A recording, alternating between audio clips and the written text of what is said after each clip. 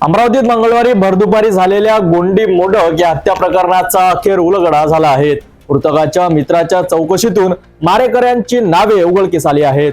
कोण आहेत हे मारेकरी आणि काय आहे संपूर्ण प्रकरण पाहूया सविस्तर रिपोर्ट मध्ये।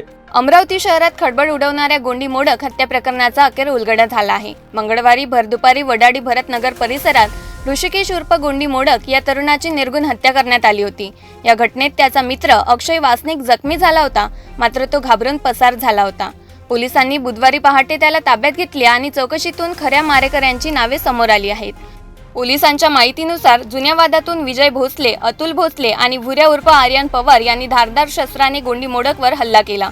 घटनास्थळी उपस्थित असलेल्या अक्षयने पोलिसांना सगळी हकीकत सांगितली।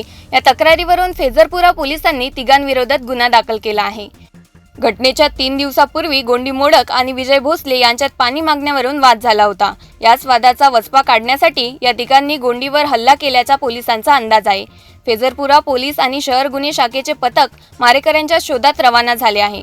सोशल मीडियावर पसरलेल्या माहितीच्या आधारे काही संशयितांना चौकशीसाठी ताब्यात घेतले होते, मात्र खऱ्या आरोपीची माहिती मिळाली नव्हती। आता पोलिसांनी त्याच्या अचूक मार्गावर गस्त वाढवली आहे। अखेर गोंडी मोडक हत्या प्रकरणातील खरे मारेकरी समोर आले असून पोलिसांचा तपास वेगाने सुरू आहे। लवकरच आरोपींना अटक होण्याची शक्यता आहे।